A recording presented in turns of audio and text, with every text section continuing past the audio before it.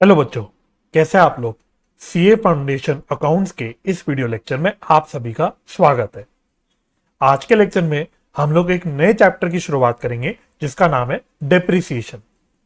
इससे पहले कि मैं शुरुआत करूं, मैं आप लोगों को बता देना चाहता हूं कि अगर आप मेरे WhatsApp doubt and test series group का पार्ट बनना चाहते हैं, उसको ज्वाइन करना चाहते हैं, तो जल्दी से मेरे को इंस्टाग्राम पे मैसेज कर दीजिए या फिर एक ईमेल ड्रॉप कर दीजिए। मेरी इंस्टाग्राम आईडी और ईमेल आईडी दोनों भी आपको नीचे मूविंग टेक्स्ट पे दिख जाएगी।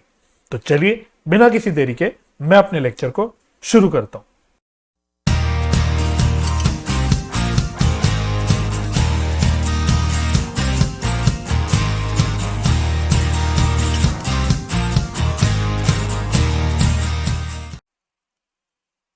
तो डेप्रिसिएशन होता क्या है, ये आप लोगों के साथ डिस्कस करना मेरे हिसाब से बहुत बड़ा पाप है, क्योंकि डेप्रिसिएशन एक ऐसा टर्म है जो आप एक तो बचपन से सुनते आ रहे हो और कई सारे हमारे जो अकाउंट्स के चैप्टर होते हैं उसमें इसका जिक्र होता ही रहता है। फॉर एग्जाम्पल, अगर आप लोग क्लास 12 अकाउंट्स पढ़ के आए हो तो उसमें हम कैश फ्लो स्टेटमेंट में डेप्रिसिएशन की बात करते थे, हम लोग अकाउंटिंग रेशियोज के चैप्टर में डेप्रिसिएशन की बात करते थे। इस प्रकार से और कई सारे चैप्टर में हमारा डेप्रिसिएशन का जिक्र होता था। फिर भी ऐसे ऊपर ऊपर से डिस्कस कर लेते हैं कि भाई डेप्रिसिएशन होता क्या है। तो देखो, हमारे जो फिक्स्ड एसेट्स होते हैं, हमारे एक फिक्स्ड एसेट्स होते हैं, उसमें एक टाइप ऑफ फिक्स्ड एसेट्स होते हैं जिसको हम बोलते हैं tangible fixed assets. Tangible fixed assets यानी ऐसे फिक्स्ड एसेट्स जिसको हम लोग देख सकते हैं, छू सकते हैं, जिसकी प्रेजेंस हमको दिखती है। तो इन टेंजिबल फिक्स्ड एसेट्स की गिरावट में, इस टेंजिबल फिक्स्ड एसेट्स की जो गिरावट होती है, इसी को हम लोग बोलते हैं डेप्रिसिएशन। बहुत सिंपल है ना। तो reduction in the value of tangible fixed assets is known as depreciation. Tangible fixed assets के एग्जांपल क्या होते हैं? सिंपल है भाई, plant and machinery, building, furniture, है ना। यानी जिन जिन भी चीजों पे आप डेप्रिसिएशन कैलकुलेट करते थे, आप इनफैक्ट पिछले अपने एनपीओ के चैप्टर में भी डेप्रिसिएशन कैलकुलेट करते थे क्लास 12 में। तो जहां जहां भी जिन जिन भी फिक्स्ड एसेट्स पर आप डेप्रिसिएशन चार्ज करते थे, वो आपके बेसिकली होते क्या थे? Tangible fixed assets. अब एक बात का आपको ध्यान रखना है, अब आप लोग पढ़ रहे हो अकाउंटेंसी, आप एक अकाउंटेंसी के प्रोफेशनल्स बनने जा रहे हो, आप एक सीए, एक प्रोफेशनल कोर्स कर रहे हो, तो हमें कोशिश करनी है कि हम लोग यूज करें टेक्निकल टर्म्स। हम लोग क्या यूज करें? Technical terms. तो अब जो टेक्निकल टर्म यूज होता है वो टैंजिबल फिक्स्ड एसेट नहीं यूज होता, इसकी जगह जो हम यू टर्म यूज करते हैं वो होता है प्रॉपर्टी, प्लांट एंड इक्विपमेंट। ठीक है, मतलब वही है यही टेंजिबल फिक्स्ड एसेट ही है, लेकिन इसको हम लोग क्या बोलेंगे अब? Property, plant and equipment. क्योंकि अब हमारा अकाउंटिंग स्टैंडर्ड जो है उसमें भी ये टर्म यूज करी हुई है। हमारा पहले अकाउंटिंग स्टैंडर्ड नंबर 10 जो पहले कभी हुआ करता था उसका नाम होता था फिक्स्ड एसेट, लेकिन अब वो चेंज हो गया है, अब AS10 हो गया है प्रॉपर्टी, प्लांट एंड इक्विपमेंट। हालांकि चीज वही है। सिमिलरली आप जो शेड्यूल 3 पढ़ते हो अपने कंपनीज एक्ट का, वहां पे भी आपने जो टर्म पढ़ा है वो क्या पढ़ा है? Property, plant and equipment. तो अब हम जो डेप्रिसिएशन चैप्टर पढ़ेंगे उसमें हम जो टर्म यूज करेंगे वो होगा प्रॉपर्टी, प्लांट एंड इक्विपमेंट। बार बार कह रहा हूं, मतलब वही है। ठीक है, तो इन बातों का आपको ध्यान रखना है। तो एक काम करते हैं, इस चैप्टर की प्रैक्टिकल जो एस्पेक्ट्स है उसमें आने से पहले हमें थोड़ी थ्योरेटिकल डिस्कशंस करनी है, इंपॉर्टेंट थ्योरेटिकल डिस्कशंस करनी है जो आपका कॉन्सेप्ट का भी पार्ट बन जाती है आगे जाके। इसलिए हम लोग क्या करेंगे, पहले थ्योरेटिकली जो भी बातें करने हैं वो खत्म करेंगे। तो आप लोग मेरे साथ साथ नोटिंग करना शुरू कर सकते हैं। चलिए, तो मैं अपनी स्क्रीन फुल कर देता हूं, तो आप लोग मेरे साथ साथ नोट्स करना, लिखना शुरू करना अपने रजिस्टर्स में। फ्रेश पेज डाल देना, फ्रेश पेज निकाल के उसमें हेडिंग डाल देना डेप्रिसिएशन, और मेरे साथ साथ नोट्स लिखना शुरू करना। तो पहले हम लोग बात करते हैं भाई डेप्रिसिएशन क्या होता है। तो depreciation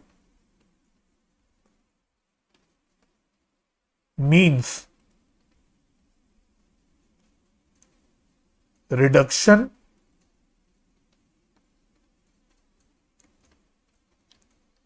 in the value of property, plant and equipment। इसको कभी कभी हम शॉर्ट में PPE भी बोल देंगे, PPE। ठीक है, PPE। भाई PPE हमारे लिए अलग चीज है, मेडिकल प्रोफेशनल्स, डॉक्टर्स वगैरह के लिए पीपीई अलग चीज है, जो कोरोना के टाइम पे पीपीई किट्स हमारे यूज हुए, वो एक अलग चीज है। तो ये वो वाला पीपीई नहीं है, ये दूसरा पीपीई है। ये हमारे लिए जो पीपीई है यानी प्रॉपर्टी प्लांट एंड इक्विपमेंट। चलिए, तो पीपीई, इसके आपकी सुविधा के लिए एक बार लिख लेता हूं, पीपीई का मतलब क्या है, tangible fixed asset. Tangible fixed asset. तो depreciation means reduction in the value of property plant and equipment over a passage of time, over a passage of time due to. भाई तैयार हो जाना, बहुत सारी चीजें लिखनी है, बहुत सारा राइटिंग का काम है इसमें स्टार्टिंग में, तो आप लोग मेंटली प्रिपेयर हो जाना। तो due to wear and tear, that is uses, या फिर efflux of time, efflux of time, या फिर obsolescence,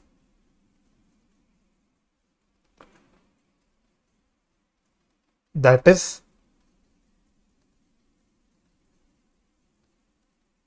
technological changes,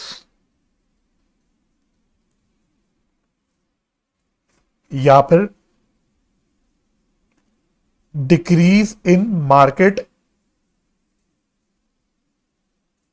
value of PPE, of PPE, या फिर डिप्लीशन, डिप्लीशन ब्रैकेट में in case of, in case of mines and natural reserves, and natural reserves. तो ये हो गया हमारा डेप्रिसिएशन का मीनिंग, इंट्रोडक्टरी की मतलब डेप्रिसिएशन होता क्या। तो हमने क्या बोला, depreciation is the reduction in the value of, reduction in the value of property plant and equipment. Property plant and equipment का क्या मतलब हुआ, tangible fixed assets, over a passage of time, मतलब टाइम के साथ साथ, टाइम के चलते चलते जो फिक्स्ड एसेट की वैल्यू में या टेंजिबल फिक्स्ड एसेट की वैल्यू में गिरावट होती है, उसको हम डेप्रिसिएशन बोलते हैं। अब ये गिरावट क्यों होती है, भाई गिरावट तो हो रही है पर क्यों होती है, तो क्या क्या रीजन हो सकते हैं गिरावट के। वियर एंड टियर, भाई कोई भी मशीनरी, प्लांट एंड मशीनरी, आप गाड़ी यू चलाते हो या बाइक चलाते हो, उसको यूज करते हो, आप अपने मोबाइल को चलाते हो, तो जैसे जैसे आप उसको यूज करते हो कहीं ना कहीं आपके दिमाग में उसकी वैल्यू कम होती रहती है ना। इसलिए तो हम कहते हैं भाई आज अगर आपने 20,000 रुपए का कोई मोबाइल खरीदा, तो उस मोबाइल को आप कल बेचने जाओगे तो आपको 20,000 रुपए थोड़ी मिलेंगे, क्योंकि आप उसको यूज कर चुके होगे, है ना। Similarly efflux of time, same चीज, आज अगर 20,000 रुपए का मोबाइल खरीदा तो कल आपको अगर बेचने जाओगे तो 20,000 नहीं मिलेंगे। दोनों रीजन से नहीं मिलेंगे, आपने उसको यूज कर लिया होगा इसलिए भी नहीं मिलेंगे, और टाइम जा चुका, भाई अब ये नया नहीं रहा, कल तक ये नया था अब ये नया नहीं है ना। तो जब एफ्लक्स ऑफ टाइम मतलब टाइम बीत जाना, टाइम के साथ साथ फिक्स्ड एसेट की या टेंजिबल फिक्स्ड एसेट की वैल्यू की गिरावट होती रहती है, या फिर ऑब्सोलेसेंस, टेक्नोलॉजिकल चेंजेस। भाई जो प्रॉपर्टी प्लांट एंड इक्विपमेंट, कोई मशीनरी हमारे पास है, उसमें जो टेक्नोलॉजी यूज हो रही है वो कभी ना कभी कल को जाके ऑब्सोलीट हो जाएगी, आउटडेटेड हो जाएगी, कोई नई टेक्नोलॉजी आ जाएगी, है ना। कल को हमारे वो जो डब्बे वाले मोबाइल होते थे वो कितने अच्छे लगते थे, लेकिन अब वो आउटडेटेड हो गए क्योंकि अब स्मार्टफोन्स आ गए हैं, right. Decrease in market value of PP, भाई प्रॉपर्टी प्लांट एंड इक्विपमेंट की अगर मार्केट वैल्यू में बाहर जाके गिरावट हो रही है तो इसके वजह से भी आप कह सकते हो कि आपको भी गिरावट करनी पड़ेगी अपने पीपीई में। यहाँ पे डिप्लीशन, डिप्लीशन टर्म हम यूज करते हैं फॉर नेचुरल रिसोर्सेज, जैसे माइंस वगैरह, क्वेरीज, नेचुरल रिजर्व्स, उनके लिए हम डिप्लीशन टर्म यूज करते हैं, है ना। तो ये आपको लर्न करना, आपको पता होना चाहिए। डिप्रिसिएशन का मीनिंग एक हो गया, लेकिन डिप्रिसिएशन होता क्यों है, क्यों हमको वैल्यू की गिरावट करनी पड़ती है, तो उसके पीछे के सारे आपके ये रीजंस आ जाते हैं, ठीक है। चलो अभी चर्चा खत्म नहीं हुई, अभी बहुत कुछ लिखना है, आगे लिखना शुरू करते हैं। नेक्स्ट एरो डाल के लिखना, it is important it is important to account for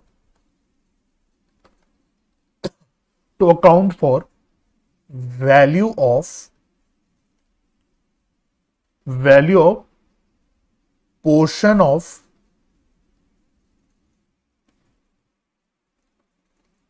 PPE used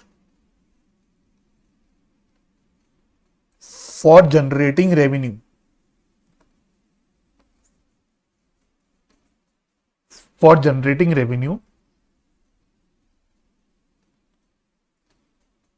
As per matching concept.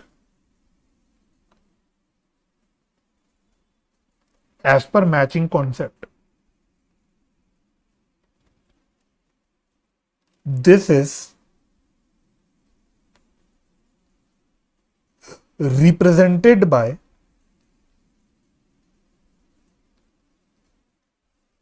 depreciation,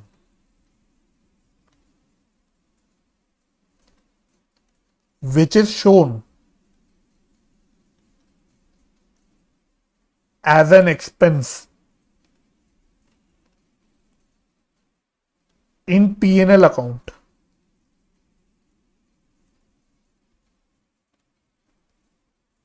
And reduces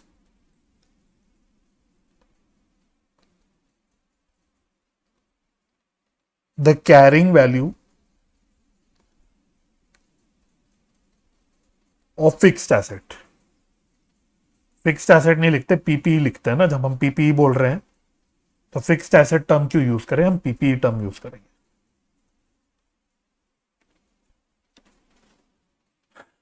चलिए क्या लिखा ये देखो, डेप्रिसिएशन जो हम खर्चा दिखाते हैं, अब आप लोगों को पता है डेप्रिसिएशन एक नॉन कैश खर्चा है। हम डेप्रिसिएशन को एक खर्चा दिखाते तो हैं, लेकिन एक्चुअल में हमारी जेब से कोई खर्चा नहीं हो रहा होता, फिर भी हम खर्चा दिखाते हैं। तो ऐसा हम खर्चा क्यों दिखाते हैं, आप खुद सोचो। जो भी हमारी फिक्स्ड एसेट्स है ना, किसी भी बिजनेस में जो फिक्स्ड एसेट यूज हो रहे हैं, क्या वो ऐसे ही यूज हो रहे हैं, मतलब ऐसे पड़े हुए हैं? नहीं, वो यूज हो रहे हैं, कुछ उसका पर्पस है। वो कुछ आपका रेवेन्यू जनरेट करने में कहीं ना कहीं हेल्प कर रहे हैं, आपका बिजनेस कंडक्ट करने में आपको कहीं ना कहीं सपोर्ट कर रहे हैं। तो वो आपके बिजनेस एक्टिविटीज में यूज हो रहे हैं। आप जो भी इनकम कमा रहे हो, जो भी आपकी सेल वगैरह हो रही है, रेवेन्यू बन रहा है, उसमें कहीं ना कहीं वो कंट्रीब्यूट कर रहे हैं। तो अगर आप फिक्स्ड एसेट यूज कर रहे हो अपने रेवेन्यू जनरेशन के लिए, तो उसका जो यूज करने का जो भी खर्चा है उसको भी दिखाना चाहिए। ये हमारा मैचिंग कॉन्सेप्ट कहता है। मैचिंग कॉन्सेप्ट कहता क्या है कि भाई जो भी रेवेन्यू आप कमा रहे हो, उसको कमाने के लिए जो भी रिलेटेड खर्चे हैं उसको भी दिखाना जरूरी है, दोनों को मैच करके चलना जरूरी है। यही हमारा मैचिंग कॉन्सेप्ट होता है। तो अगर किसी पर्टिकुलर ईयर में मैं रेवेन्यू कमा रहा हूं, तो उस रेवेन्यू कमाने के लिए मेरे जो जो भी खर्चे हुए वो सारे खर्चे मुझे दिखाने हैं। तो वो इंक्लूड करता है डेप्रिसिएशन भी, क्योंकि मैंने अपने फिक्स्ड एसेट भी यूज करे अपना रेवेन्यू कमाने के लिए। इसलिए जरूरी हो जाता है कि भाई डेप्रिसिएशन की हम अकाउंटिंग ट्रीटमेंट करें। अच्छा, डेप्रिसिएशन को हम दिखाते कहां पे, तो ये तो आप लोगों को अच्छे से पता है ना। अगेन दोबारा बोल रहा हूं, पाप होगा अगर मैं आपके साथ डिस्कस करूंगा। डेप्रिसिएशन एक खर्चे की तरह दिखाया जाता है in profit and loss account. Depreciation profit and loss account में खर्चे की तरह दिखाया जाता है। And reduces the carrying value of PPE. तो ये भी आप लोगों को पता है, जनरली हम बैलेंस शीट में जो डेप्रिसिएशन होता है उसको लेस करके दिखाते हैं अपने फिक्स्ड एसेट से, है ना, और नेट फिगर दिखाते हैं अपनी फिक्स्ड एसेट की। तो इसलिए हमने बोला reduces the carrying value of PPE. चलिए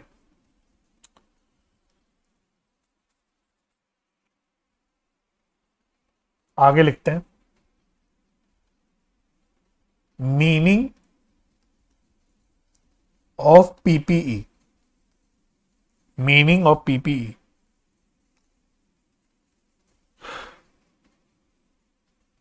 these are tangible assets.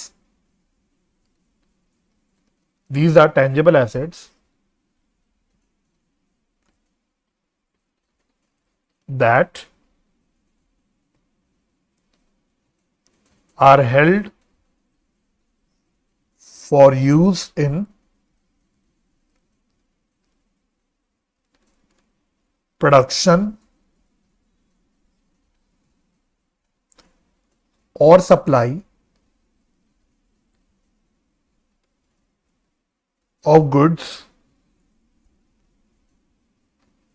और rendering of services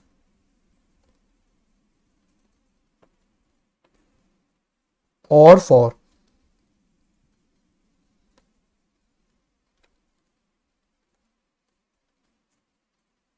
administrative purpose.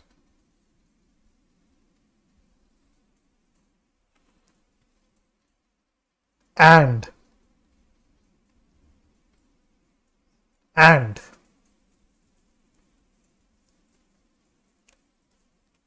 are expected to be used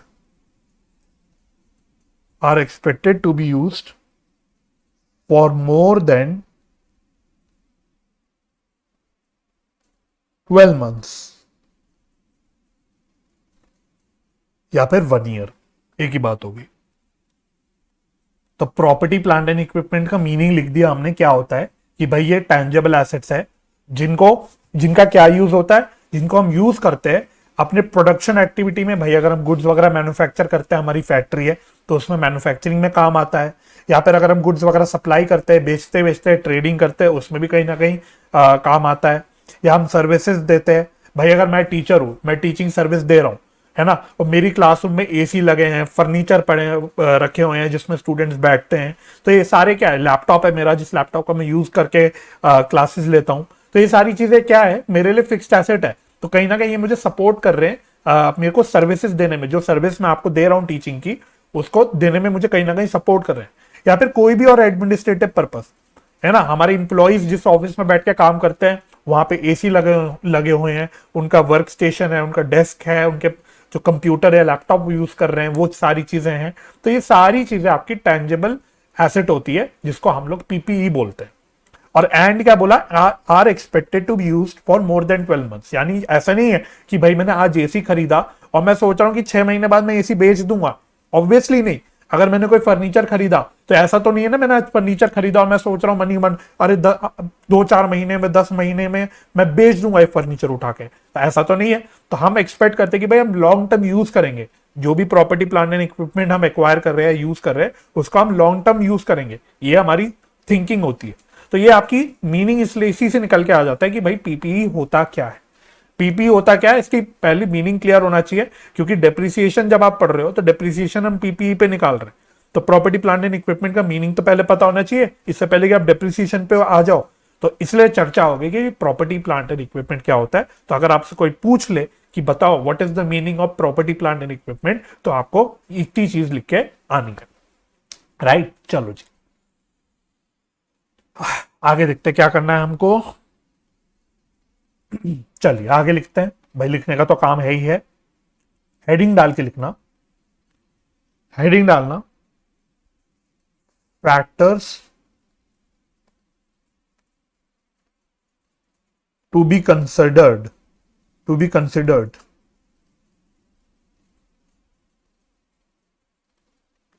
for calculating depreciation. ठीक है, तो ये हमारा नेक्स्ट कॉन्सेप्ट बन गया, factors to be considered for calculating depreciation. और इसको इंपॉर्टेंट मार्क कर देना, बहुत इंपॉर्टेंट है।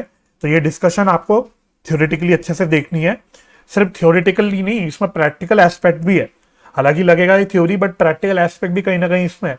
तो बहुत अच्छे से आपको ये करना है, और जो भी सारी चीजें इस हेडिंग के अंदर या जिस टॉपिक के अंदर हम चर्चा करेंगे या लिखेंगे, वो सारी चीजें आपको अच्छे से आनी चाहिए। चलिए, तो factors to be considered for calculating depreciation, तो क्या क्या मेन फैक्टर्स होते हैं, तो आप पहले लिखो।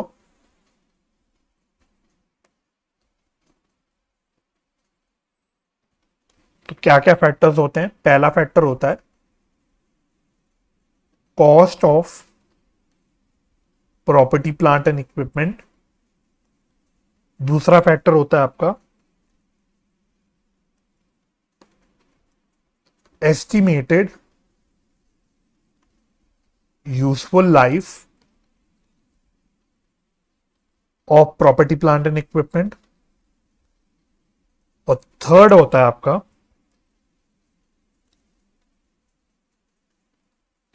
एस्टिमेटेड रेजिडुअल वैल्यू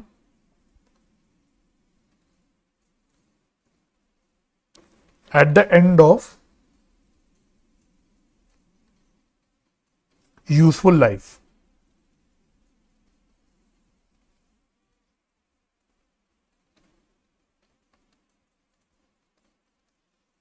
ठीक है, तो पहले तो भाई याद रखना, अगर आपके एग्जाम में सवाल आए, जो कि आ सकता है एग्जाम में, आराम से आपका थ्योरी का सवाल आ सकता है, what are the factors to be considered for calculating depreciation, तो आपको ये 3 फैक्टर्स लिख के आने हैं। ऑब्वियसली एक्सप्लेन भी करना है, एक्सप्लेन अभी हम करेंगे, डिटेल में पूरी चर्चा करेंगे, लेकिन मेन 3 फैक्टर्स क्या होते हैं आपके डेप्रिसिएशन निकालने के, ये 3 फैक्टर्स होते हैं। तो पहले आपको इतनी बात का ध्यान रखना है। चलो, तो एक एक करके चर्चा करते हैं भाई कि क्या क्या है, क्या क्या फैक्टर्स हैं, ये एक एक करके चर्चा करते हैं। चलिए, तो पहले लिखना, फर्स्ट हम लिखेंगे कॉस्ट ऑफ एसेट। चलो ब्लू से ही लिख लेते हैं, कॉस्ट ऑफ एसेट या cost of property plant and equipment, दोनों भी एक ही चीज है। कॉस्ट ऑफ एसेट, तो कॉस्ट ऑफ एसेट क्या होता है, तो जैसे मैं लिख रहा हूं वैसे ही आपको लिखना है।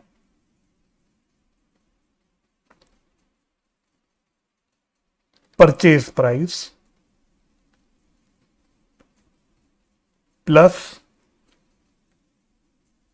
Non refundable taxes non refundable taxes minus trade discount and rebates, bracket में लिख लेना, that is not cash discount, that is not cash discount, ये माइनस होता है, plus cost oblique expense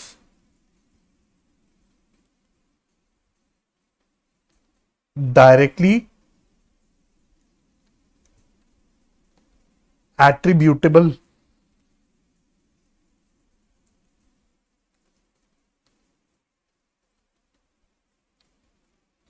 to bring the asset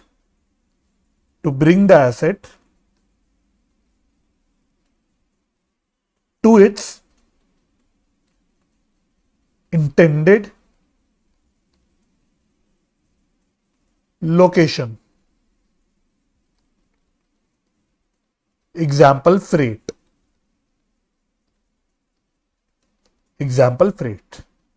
ये add कर दिया, फिर प्लस लिखना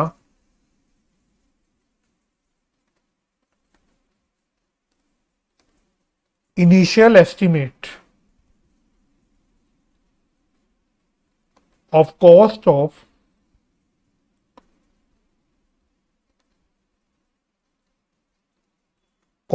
dismantling oblique removing the item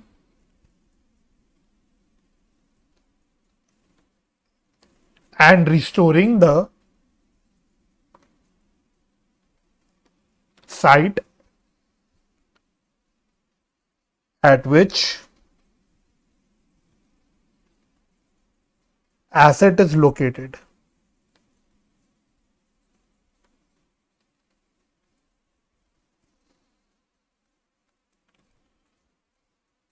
तो इस सब को जब आप जोड़ दोगे, इस सब को जोड़ने के बाद आपका आ जाएगा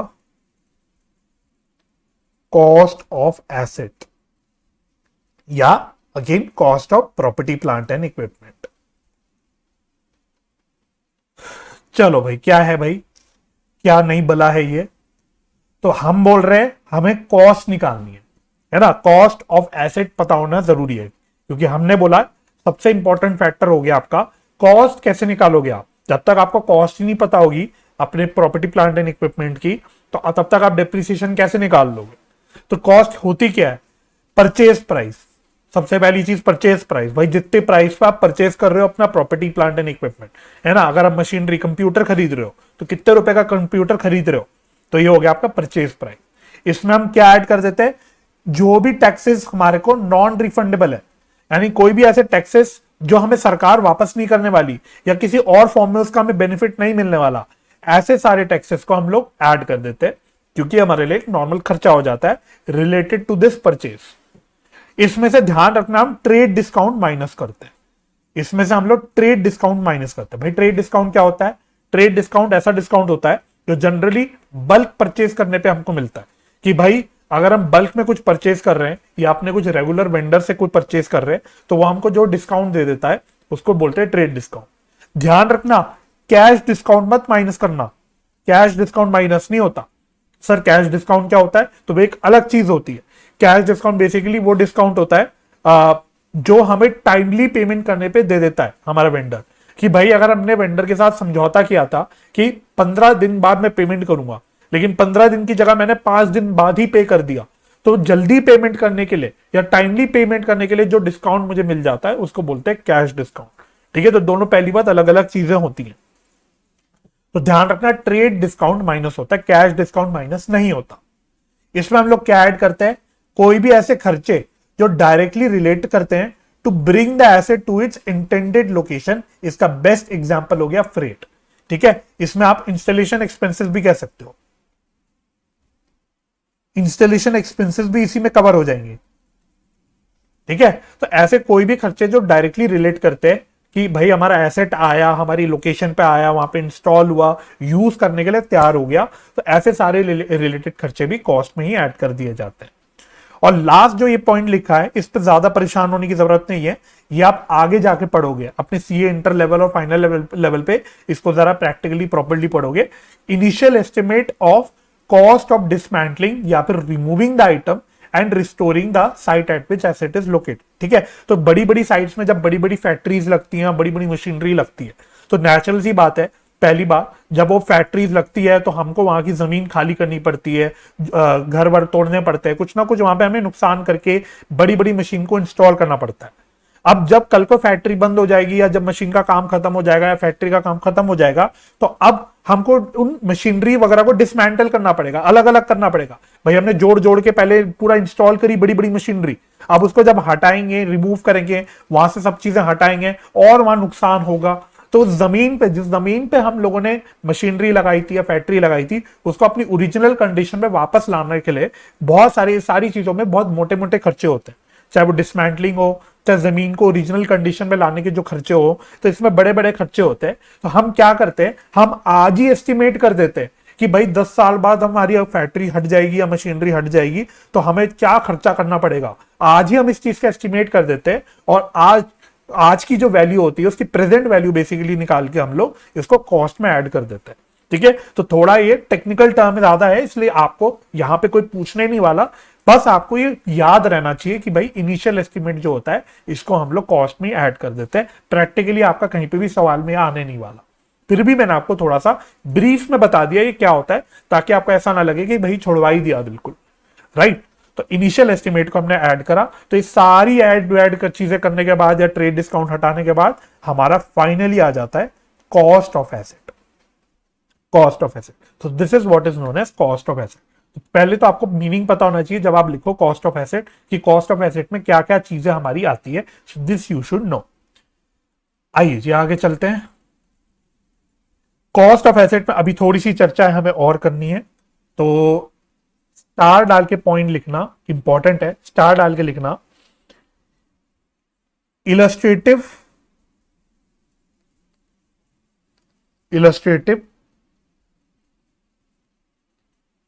एग्जाम्पल्स ऑफ कॉस्ट। तो जैसे मैं लिख रहा हूं बिल्कुल वैसे ही आप लोगों ने भी लिखना है, बिल्कुल ऐसे ही आप लोगों ने लिखना है। यहां लिखना टू बी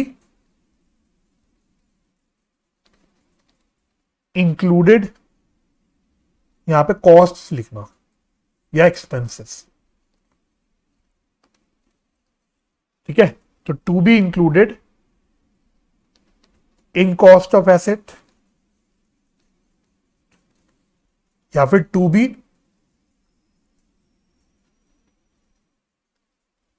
एक्सक्लूडेड इन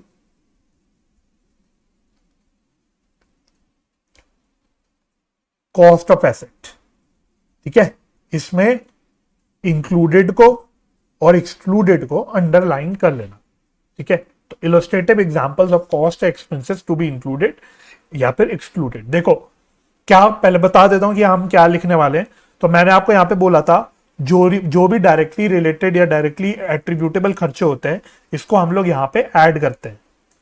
अब क्या खर्चे होते हैं जो ऐड होते हैं, कैसे खर्चे होते हैं जो एक्चुअली में ऐड होते हैं, क्या खर्चे हैं जो हमें ऐड नहीं करने होते, इसके हम कुछ एग्जांपल्स लिखेंगे। तो ये आपको एग्जांपल्स पता होनी चाहिए। आप कह सकते हो, मैं आपको कह ही देता हूं, चलो इन एग्जांपल्स को आप लर्न कर लेना, इन एग्जांपल्स को आप लर्न कर लेना। ठीक है, तो वो क्या क्या एग्जांपल्स हैं, क्या क्या एग्जांपल्स हैं, ऐसा नहीं लिखते उसको, बुलेट्स डाल डाल के लिखते हैं। तो लिखना एम्प्लॉई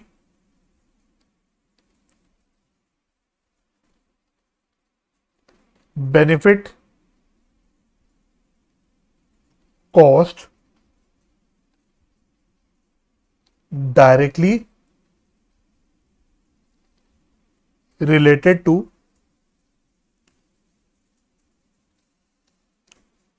एक्विजिशन या फिर construction of property plant and equipment, है ना। तो सपोज मैं अपनी बिल्डिंग बनवा रहा हूं, बिल्डिंग कंस्ट्रक्ट करवा रहा हूं, तो उसमें कंस्ट्रक्ट करने के लिए जो मेरे वर्कर्स काम करेंगे उनको मैं वेजेस पे करूंगा। तो ये वेजेस क्योंकि डायरेक्टली रिलेट करते हैं to construction of the building, तो ये आपकी कॉस्ट में ऐड होंगे। तो ये वेजेस को हम लोगों को कॉस्ट में इंक्लूड करके चलना होगा। ठीक है, और बताओ जी, site preparation cost, site preparation cost, जिस भी साइट पे हमें कंस्ट्रक्शन करानी है उसमें हमें कुछ प्रिपरेशन वगैरह करानी है, खुदाई वुदाई करनी है, जो भी करना है उससे रिलेटेड सारे खर्चे आपके कॉस्ट में ऐड हो जाएंगे। और क्या ऐड होगा भाई,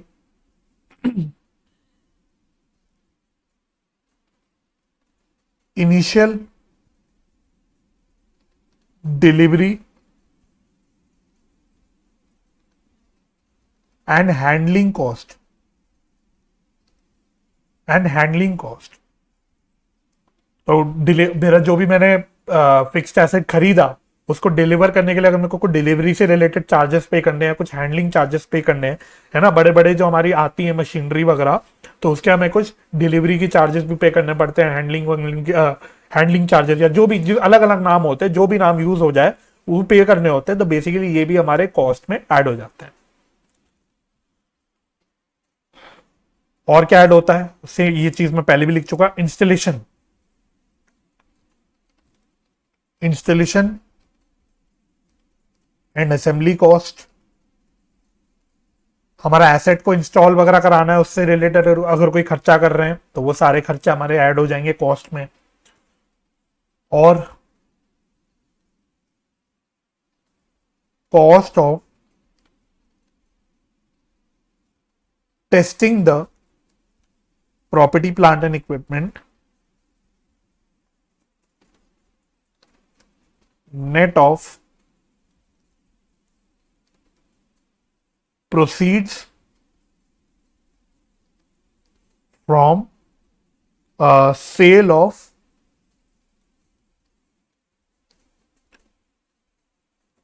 items produced in such testing, in such testing। ठीक है, सपोज भाई जब मैंने मशीनरी खरीदी तो मैं उसको टेस्ट कर रहा था, उसको टेस्ट करने के लिए मेरे को कुछ कॉस्ट वॉस्ट इनकर करना पड़ा, है ना। तो सपोज मैंने 10,000 रुपए का कॉस्ट इनकर करा। अब मैंने टेस्ट करने के लिए कुछ आइटम्स प्रोड्यूस कर दिए, मशीनरी टेस्ट कर रहा था, अब उस आइटम्स को मैंने आगे जाके बेच दिया, तो 10,000 रुपए का मैंने कॉस्ट इनकर करा था, लेकिन जो आइटम प्रोड्यूस हुआ वो 2,000 रुपए में मैंने आगे कहीं बेच दिया। तो नेट में मेरा कितना खर्चा हुआ? एक्चुअल 10,000 रुपए का खर्चा हुआ, लेकिन उसमें से 2,000 रुपए तो मुझे रिकवर हो गए क्योंकि मैंने आइटम्स को आगे जाके बेच दिया। तो नेट में मेरा 8,000 रुपए का खर्चा हुआ। तो इसलिए बोला कि कॉस्ट ऑफ टेस्टिंग हम लोग ऐड करते हैं, लेकिन नेट ऑफ सेल प्रोसीड्स, अगर कुछ सेल वेल कर दिया आपने, अपना आइटम्स प्रोड्यूस करा टेस्टिंग के दौरान, उसको बेच के कुछ आपने सेल कुछ पैसा रिकवर कर दिया, तो उसकी नेट करके जो आपका नेट कॉस्ट आएगी उसी को आप लोग यहां पे ऐड करना।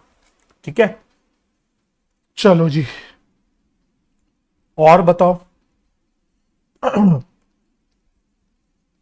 Professional fees, professional fees, example engineers fees, है ना। आप अपने आपने कोई इंजीनियर की सर्विसेज ली, तो उन इंजीनियर की सर्विसेज, मतलब इंजीनियर को आपने बोला, दिखाया, उससे कुछ चीजें समझी, उससे आपने कुछ कंसल्टेंसी ली अपने मशीनरी वगैरह के से रिलेटेड, या फिर आप अगर बिल्डिंग वगैरह बनवा रहे थे तो आपने इंजीनियर को बुला के दिखवाई अपनी बिल्डिंग। तो इस तरह के जो भी अगर आपने कोई प्रोफेशनल खर्चे करे, रिलेट करते हैं, जो डायरेक्टली रिलेट करते हैं आपके फिक्स्ड एसेट से, तो इसको भी हमको अपनी कॉस्ट में ऐड करना होता है। ठीक है, तो ये सारे आपके एग्जाम्पल्स हो गए उन खर्चों के जो आपको अपने कॉस्ट में ऐड करने हैं। अब आपको पता होने चाहिए कुछ ऐसे भी खर्चे जो आपको लगेगा, हो सकता है अंदर से आपको फील हो कि भाई ये भी हमारे कॉस्ट में ऐड होने चाहिए, लेकिन वो आपको कॉस्ट में ऐड नहीं करने।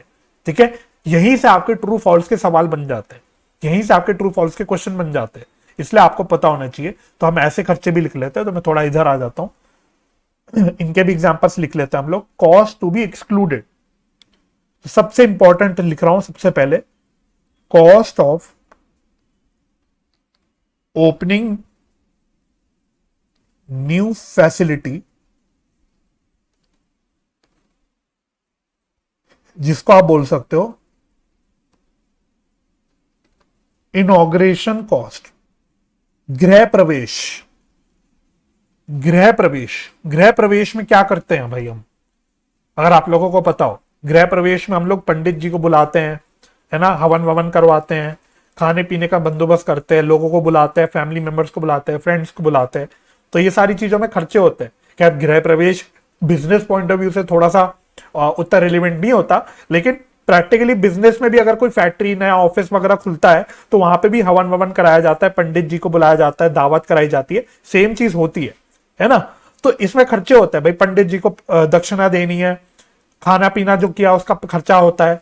तो आपको लगेगा कि भाई ये खर्चा हम कर क्यों रहे हैं, अपनी फैक्ट्री हमने नहीं खोली, ऑफिस नया खोला, तो उसके लिए हम खर्चा कर रहे हैं। तो आपको ऐसा फील होगा अंदर से कि भाई ये भी तो कॉस्ट में ऐड होना चाहिए, लेकिन ये एक नेसेसरी खर्चा नहीं है। इस सिमिलर डिस्कशन मैंने बल्कि आप लोगों के साथ उस चैप्टर में भी की थी जिसमें हमने कैपिटल एंड रेवेन्यू एक्सपेंडिचर के बारे में पढ़ा था, है ना। तो वहां पे जब हमने इलस्ट्रेशन डिस्कस किए थे तो सेम चीज वहां पे भी आई थी। तो ये खर्चा कोई नेसेसरी खर्चा नहीं है। ऐसा थोड़ी ना है कि आप अगर हवन नहीं करवाओगे तो आप अपनी फैक्ट्री यूज नहीं कर सकते, आप अपने ऑफिस में काम नहीं कर सकते, ऐसा तो है नहीं। तो this is not a necessary खर्चा। इसलिए ये आपको इवन तो अगर लगे भी कि भाई ये आपके कॉस्ट में ऐड होना चाहिए, बट एक कॉस्ट में ऐड नहीं करना। ठीक है, तो ये आपको याद रखना है। ट्रू फॉल्स में आ सकता है, ट्रू फॉल्स में क्वेश्चन आ सकता है। चलो और भी लिख देते हैं, एक हाथ दो।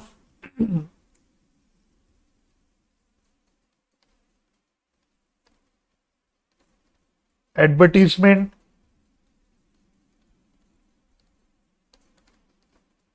या प्रमोशनल एक्सपेंसेस।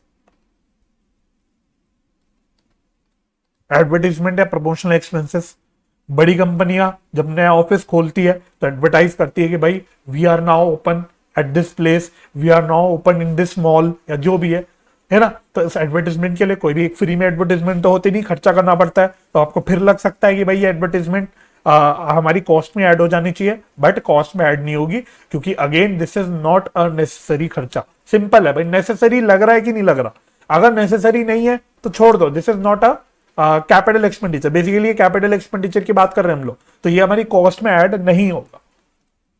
चलो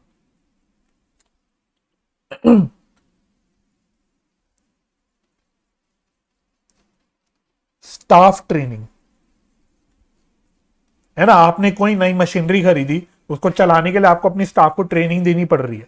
तो ये कोई नेसेसरी खर्चा नहीं है, आपको जरूरी थोड़ी आप ट्रेनिंग दो, आप किसी ऐसे बंदे को एम्प्लॉय कर दो जो जिसको पहली सी मशीन यूज करनी आती हो। तो ये कोई नेसेसरी नहीं है खर्चा, ठीक है। तो स्टाफ ट्रेनिंग आपका ये भी अगर है तो ये भी आपका कॉस्ट में ऐड नहीं होगा।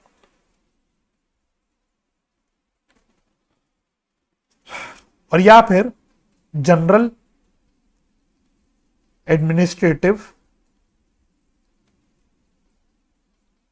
ओवरहेड्स, एडमिनिस्ट्रेटिव या जनरल ओवरहेड्स, ठीक है। तो नाम से पता लग रहा है कि भैया एडमिनिस्ट्रेटिव खर्चे, कोई फिक्स्ड एसेट से रिलेटेड खर्चे नहीं है, तो ये सारे भी आपके कॉस्ट में ऐड नहीं होंगे, ठीक है। अब सवाल उठा सर जो खर्चे हम ये आपने लिखे 3-4 जो कॉस्ट में ऐड नहीं हो रहे, अगर ये कॉस्ट में ऐड नहीं हो रहे तो इसको हम क्या करते हैं, तो ये हमारे नॉर्मल रेवेन्यू एक्सपेंडिचर बन जाते हैं, जिसको हम लोग पीएनएल में दिखा देते हैं।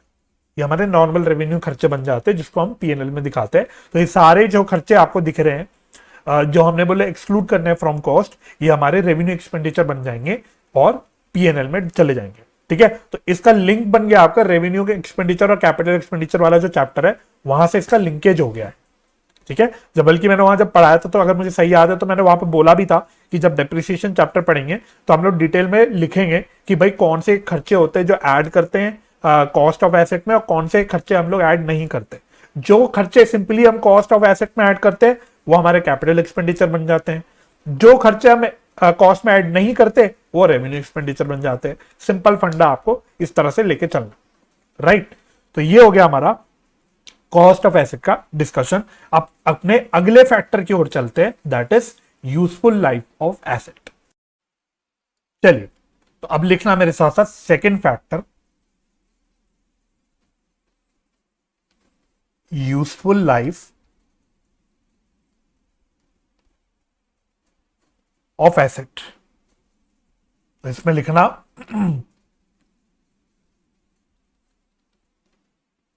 it is either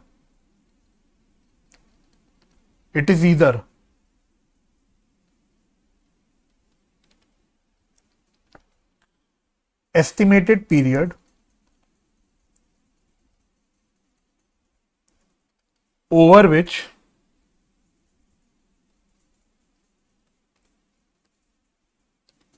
depreciable assets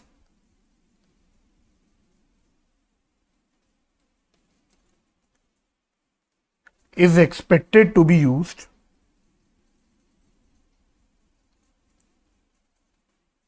or number of units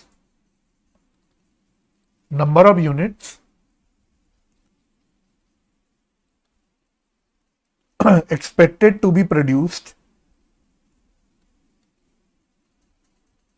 oblique obtained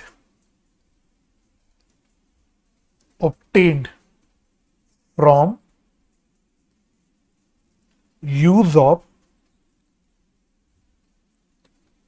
such asset, ठीक है। तो यूजफुल लाइफ ऑफ एसेट क्या होता है, बेसिकली नाम से पता लग रहा है, यूजफुल लाइफ ऑफ एसेट। तो यूजफुल लाइफ ऑफ एसेट का मतलब होता है कि हमको क्या लगता है, अगर मैंने आज कोई फर्नीचर खरीदा, या फर्नीचर छोड़ो, मैंने अगर लैपटॉप खरीदा आज, तो मुझको क्या लगता है लैपटॉप में कितने साल तक यूज कर पाऊंगा, 4 साल 5 साल। हो सकता है मैं सोचूं यार 4 साल बाद ये लैपटॉप बेकार हो जाएगा, मैं यूज नहीं करूंगा, या 5 साल बाद ये लैपटॉप बेकार हो जाएगा, मेरे लिए कोई काम का नहीं रहेगा, है ना। तो ये मैं आज सोच लेता हूं, खरीदते टाइम ही आज ही सोच लेता हूं कि भाई मेरे जो भी एसेट मैं परचेज कर रहा हूं या एक्वायर कर रहा हूं उसकी यूजफुल लाइफ क्या रहेगी, इसको हम बोलते हैं यूजफुल लाइफ, है ना। और ये एक एस्टिमेट होता है, भाई मैं भविष्यवाणी थोड़ी कर रहा हूं, मैं को क्या पता, हो सकता है अगर मैं बोल रहा हूँ 4 साल यूज होगा एसेट, पर एक्चुअली वो 6 साल चल जाए, या हो सकता है अगर मैं सोच रहा हूँ एसेट 4 साल चलेगा लेकिन वो 2 साल में खराब हो जाए। तो ये मैं खाली एस्टिमेट कर रहा हूँ, अनुमान लगा रहा हूँ कि भाई जो भी एसेट मैं एक्वायर कर रहा हूँ इसकी यूजफुल लाइफ रहेगी कितनी, ठीक है। अच्छा, इसको हम नंबर ऑफ यूनिट्स प्रोड्यूस से भी रिलेट कर सकते हैं कि भाई मेरे को अगर मैंने कोई मशीनरी खरीदी जिससे मैं मैन्युफैक्चरिंग करता हूँ, अपने गुड्स वगैरह बनवाता हूँ, तो कितने यूनिट मैक्सिमम बना पाएगी मेरी मशीनरी। तो ये भी आपका एक प्रकार की यूजफुल लाइफ ही हो जाएगा, क्योंकि उसमें भी मैं सेम चीज ही लगा रहा हूं कि भाई ओवर द ईयर्स मेरी मशीनरी कितने यूनिट्स बना पाएगी। तो this is also an estimate, ये भी मैं अनुमान लगा रहा हूं। तो याद रखना यूजफुल लाइफ ऑफ एसेट जो होता है ये एक एस्टिमेट होता है, तो ये चीज भी हम लोग लिख लेते हैं, है ना। तो आपको ये लिख के आना है जब भी आप यूजफुल लाइफ ऑफ एसेट की बात करो, तो you have to write it is an accounting estimate. It is an accounting estimate based on various factors,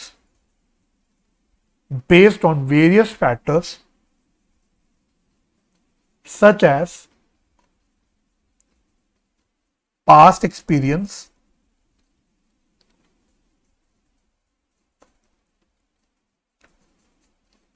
estimated working hours,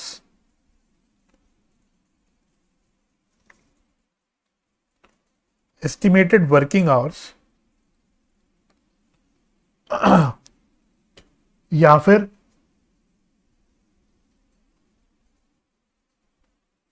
production capacity,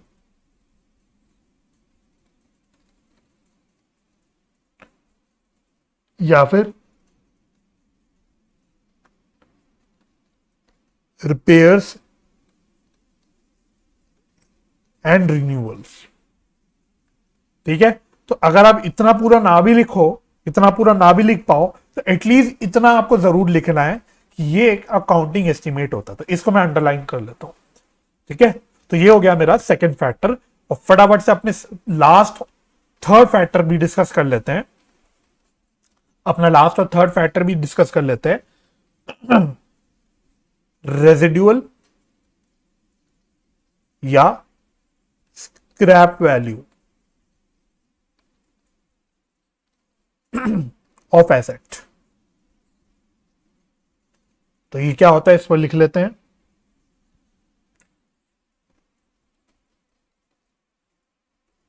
it is the estimated value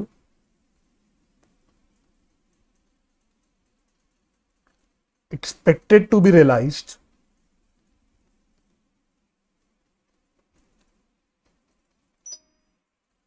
at the end of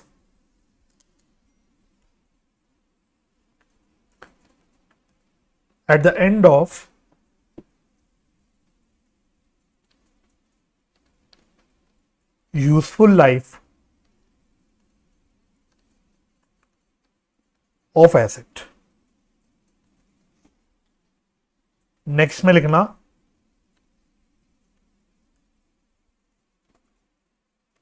if residual value is considered to be significant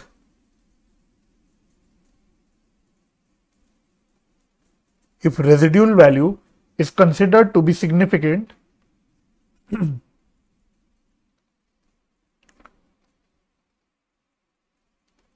it is estimated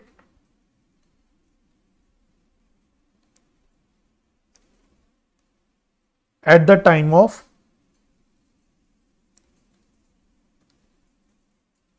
acquisition of asset, comma, otherwise it is ignored.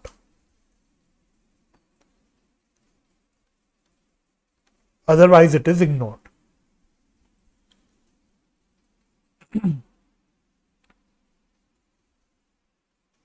Otherwise it is ignored को क्या आगे लिखना, that is taken as nil। तो ये हो गया मेरा residual value. इसमें एक पॉइंट और डाल दो, इसमें भी सेम चीज, it is also an accounting estimate.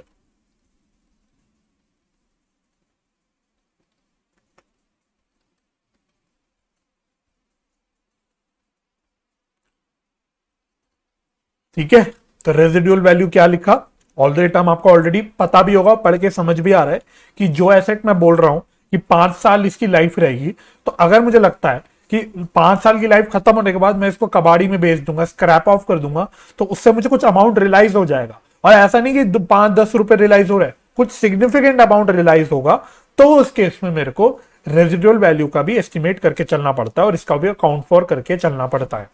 ठीक है, अगर लगता है यार कबाड़ी में ऐसी जाएगा 5-10-100 रुपए मिल जाएंगे, ऐसा कुछ ज्यादा पैसा नहीं मिलेगा as compare to the original value of asset, तो फिर उसको हम इग्नोर कर देते हैं या फिर जीरो लेके चलते हैं। ठीक है, और ये भी आज मैं एस्टिमेट कर रहा हूं भाई, अगेन मैं भविष्यवाणी थोड़ी कर रहा हूं बैठ के, मुझे क्या पता कि लाइफ खत्म होने के बाद कितना पैसा मिलेगा नहीं मिलेगा, तो ये भी मैं अनुमान लगा रहा हूं। तो this is also an accounting estimate. तो 3 फैक्टर्स डिस्कस करें। कॉस्ट, कॉस्ट में हमने डिटेल में चर्चा करी कि कैसे निकलता है, क्या इंक्लूड करते हैं क्या एक्सक्लूड करते हैं।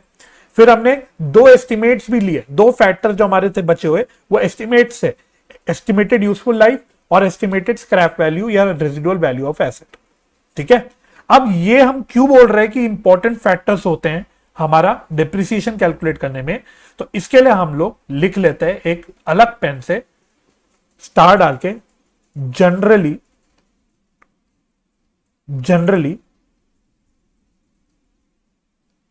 Depreciation is equal to, generally हम डेप्रिसिएशन कैसे निकालते हैं, cost of asset minus estimated scrap value divided by estimated useful life. ठीक है, एक और स्टार डाल के लिखना point,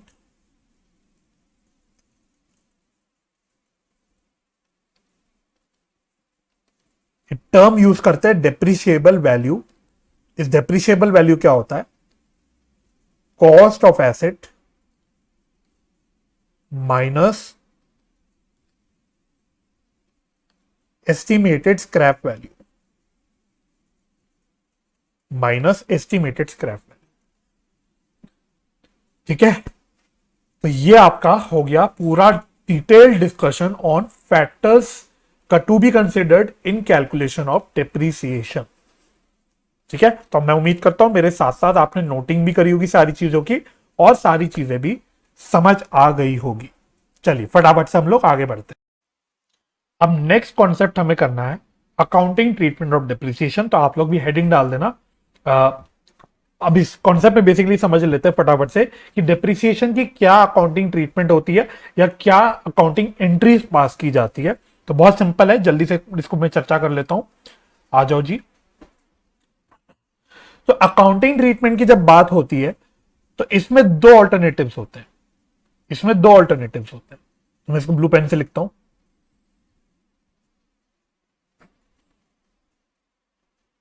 alternative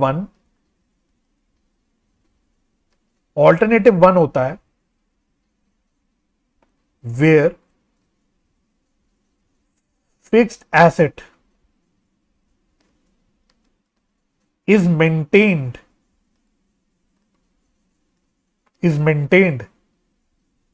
at WDV। WDV का मतलब क्या होता है, written down value.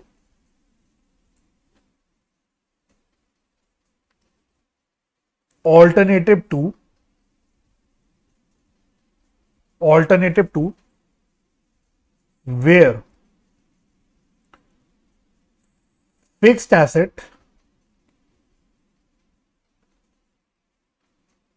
is maintained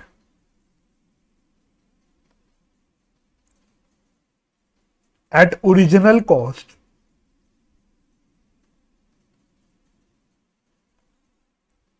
and a separate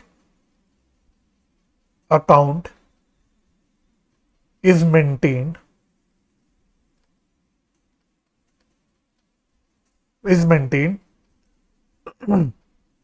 for depreciation, या फॉर डेप्रिसिएशन नहीं लिख लेते, कैसे नहीं लिखते, separate account is maintain known as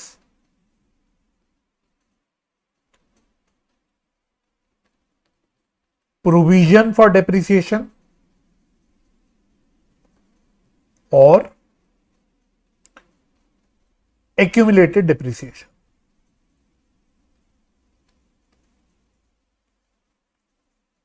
ठीक है, तो दो ऑल्टरनेटिव्स फॉलो हो सकते हैं भाई। या तो हम लोग fixed asset return down value पे मेंटेन कर रहे हैं। रिटर्न डाउन वैल्यू का मतलब क्या होता है वैसे आप लोगों को पता होगा, लेकिन फिर भी लिख लेता हूं, net of depreciation. Net of depreciation.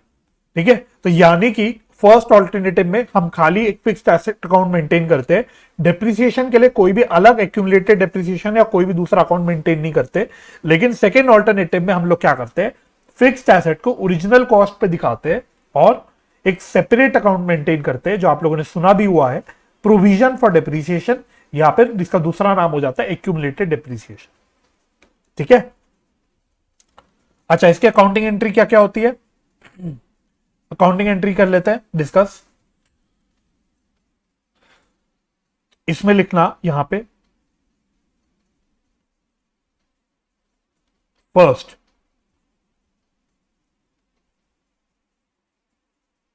Depreciation account debit,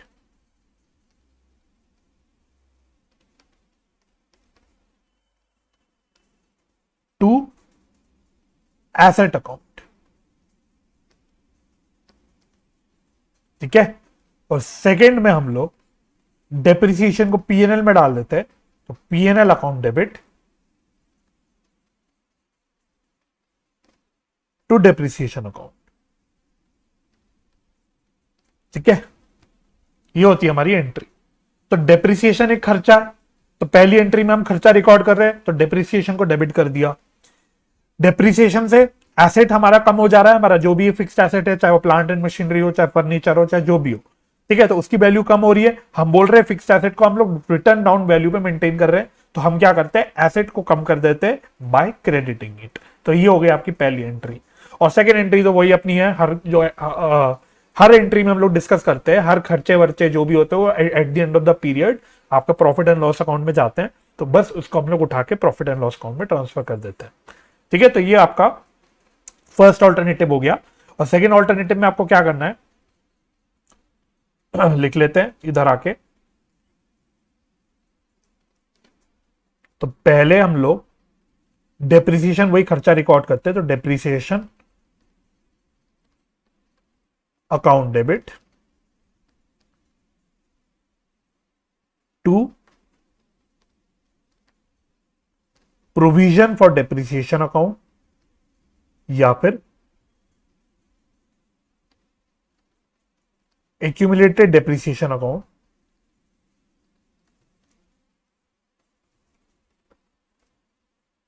और सेकेंड एंट्री में हम लोग क्या करते हैं, वही पीएनएल अकाउंट में ट्रांसफर कर देते हैं, तो पीएनएल अकाउंट डेबिट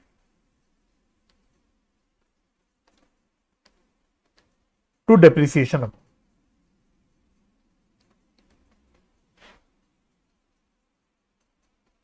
ठीक है, तो वही डेप्रिसिएशन अकाउंट तो एक खर्चा है, इसलिए उसको तो डेबिट कर रहे हैं। लेकिन इसमें हम लोग क्या कह रहे हैं कि एसेट हमारा ओरिजिनल कॉस्ट में मेंटेन होता है, तो हम लोग एसेट में से कम नहीं करते।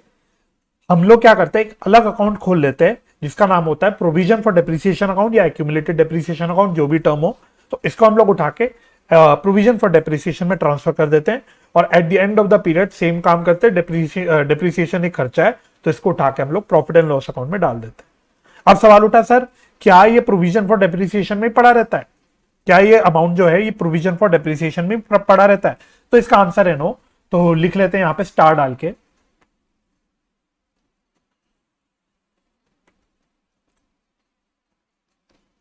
accumulated depreciation is transferred to asset account when asset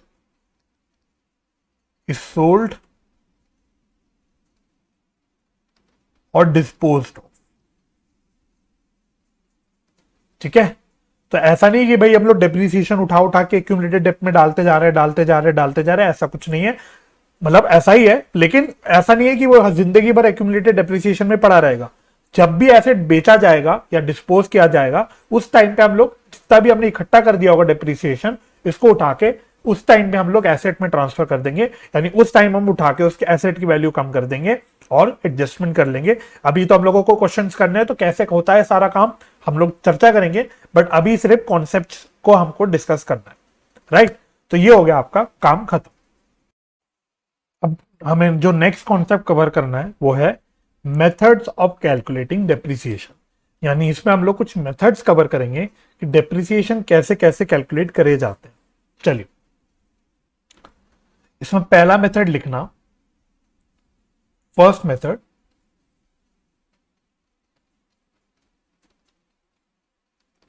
straight line method.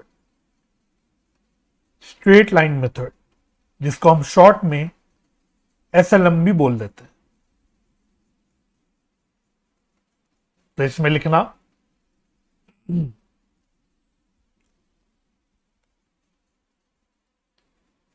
Under this method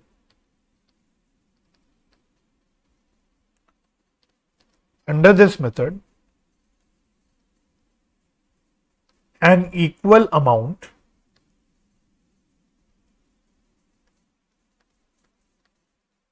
is written off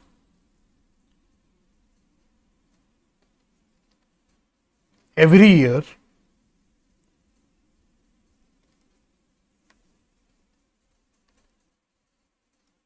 during the useful life of the asset,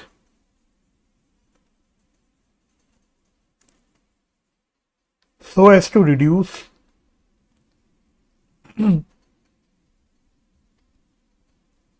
the cost of the asset, reduce the cost of the asset to nil oblique residual value as the case may be.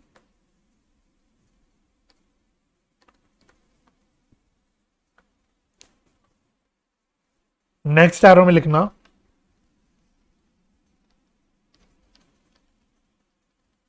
it results in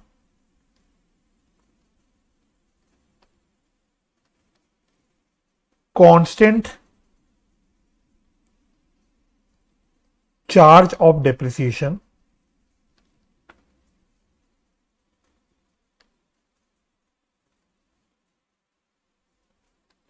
over the useful life of asset. Next arrow लिखना it is based on the assumption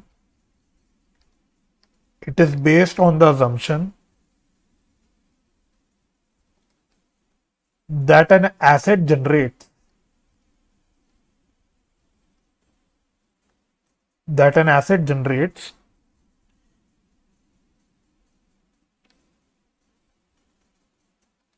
equal utility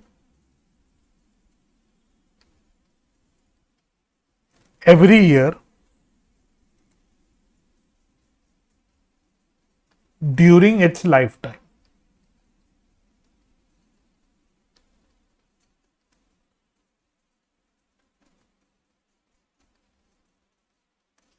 Thus, it is a very simple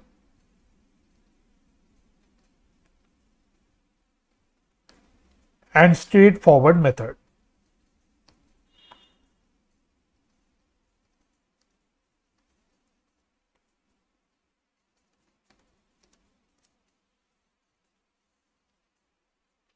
Next arrow,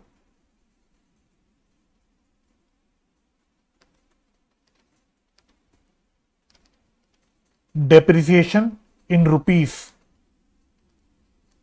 per annum is equal to cost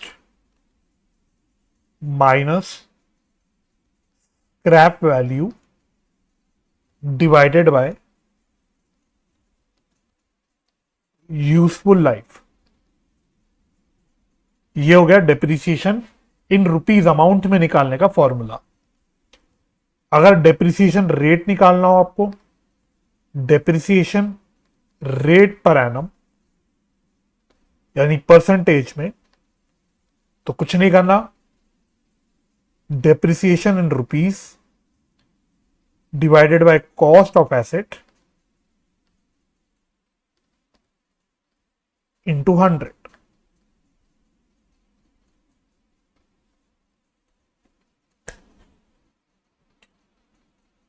बस ठीक है, तो ये बातें हो गई सारी एसएलएम मेथड की। तो बहुत स्ट्रेट फॉरवर्ड है, वैसे आप लोगों को पता भी होगा स्ट्रेट लाइन मेथड फॉर्मूला क्या होता है या मेथड क्या होता है। इसमें जो अमाउंट ऑफ डेप्रिसिएशन हम लेते हैं हर साल सेम रहता है, हर साल अमाउंट ऑफ डेप्रिसिएशन इक्वल रहता है, ठीक है। तो इसलिए बोला under this method an equal amount is written off every year during the useful life of asset. अब इस लाइन का क्या मतलब है, so as to reduce the cost of the asset to nil या residual value as the case में भी। तो देखो एक बार फॉर्मूला देखो, हमने फॉर्मूला क्या बोला, डेप्रिसिएशन का cost minus scrap value divided bye useful life. तो बेसिकली हम इसमें क्या करते हैं कि हर साल depreciation equal equal equal equal निकलता रहता है। तो जितनी भी यूजफुल लाइफ होती है, एंड ऑफ यूजफुल लाइफ में जो हमारा फिक्स्ड एसेट की वैल्यू बच जाती है वो या तो स्क्रैप वैल्यू बच जाती है, वो या फिर जीरो बच जाती है ना। अगर हमने स्क्रैप वैल्यू जीरो लेके चला है या निल लेके चला है तो फिर वो जीरो बच जाती है, और अगर हमने कुछ स्क्रैप वैल्यू ली थी तो एंड ऑफ द ईयर में डिप्रिसिएशन निकालते निकालते निकालते निकालते फिक्स्ड एसेट की जो वैल्यू बच जाती है वो स्क्रैप वैल्यू के बराबर ही बच जाती है, ठीक है। तो ये इसका मतलब होता है। It results in constant charge of depreciation over the useful life of asset. तो सेम है, सेम पॉइंट हो गया कि जो डेप्रिसिएशन होता है वो एक कांस्टेंट चलता रहता है आपका over the life of the asset. It is based on the assumption that an asset generates equal utility every year during its life time. क्या मतलब हुआ इसका, भाई देखो हर साल हम डेप्रिसिएशन का जो खर्चा दिखा रहे हैं वो सेम दिखा रहे हैं, हर साल अमाउंट ऑफ डेप्रिसिएशन सेम है। तो कहीं ना कहीं हमारा माइंडसेट क्या कह रहा है, हमसे कह रहा है कि भाई जो हमको यूटिलिटी मिल रही है अपने एसेट से, जो हमें फायदा मिल रहा है एसेट से, हर साल वो सेम रहेगा, हर साल वो यूटिलिटी सेम रहेगी, इसलिए तो डेप्रिसिएशन सेम आ रहा है हर साल, है ना। हमने डेप्रिसिएशन क्या बोला, भाई हम जो अपने फिक्स एसेट यूज कर रहे हैं अपने बिजनेस में रेवेन्यू कमाने के लिए, इनकम कमाने के लिए, उससे रिलेटेड जो भी खर्चा है वो हम लोग साथ साथ रिकॉर्ड कर रहे हैं, है ना। और जब डेप्रिसिएशन का अमाउंट सेम है तो हम कह रहे हैं कि भाई जो यूजफुलनेस निकल रही है, यूटिलिटी निकल रही है एसेट से, वो हर साल सेम चल रही है। दूसरी बात, जो एसएलएम मेथड है वो एक बहुत सिंपल और स्ट्रेट फॉरवर्ड मेथड है। और फॉर्मूला क्या है, डेप्रिसिएशन का cost minus scrap value divided bye useful life. और अगर डेप्रिसिएशन रेट आपको परसेंटेज में निकालना होगा पर एनम में, तो depreciation upon cost of asset into 100। बस इतना आपका इसका कॉन्सेप्ट है। अब हम एक काम करते हैं, स्ट्रेट लाइन मेथड पे एक क्वेश्चन करते हैं छोटा सा। Illustration number 1, illustration number 1 study material का इलस्ट्रेशन नंबर 1, पेज नंबर है 5.9। अगर आपके पास किताब अभी नहीं है तो आप इस स्टडी मटेरियल को इंस्टीट्यूट की वेबसाइट से डाउनलोड कर सकते हैं, लिंक मैं डिस्क्रिप्शन में छोड़ दूंगा। चलो तो इलस्ट्रेशन पढ़ना क्या कह रहा है, छोटा सा बच्चों वाला सिर्फ कॉन्सेप्चुअल इलस्ट्रेशन है। Jain brothers acquired a machine on 1st of July 2018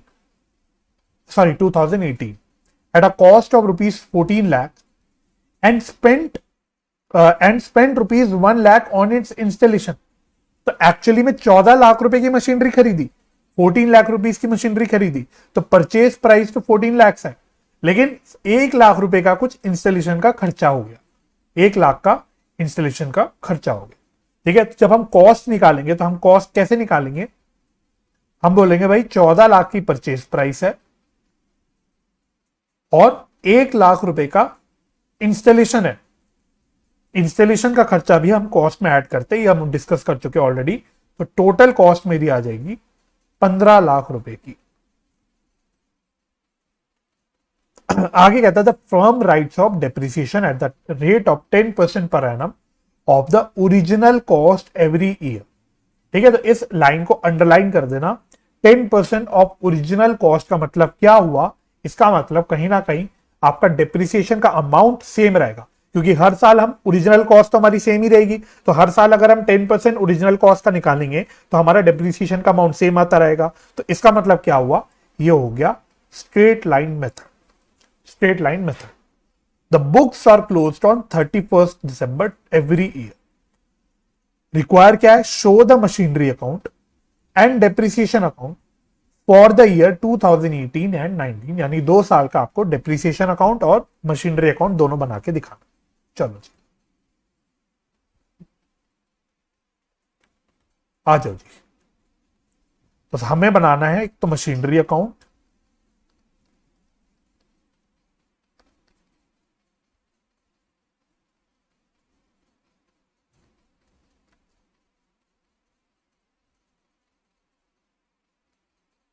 और एक बनाना आपको डेप्रिसिएशन अकाउंट।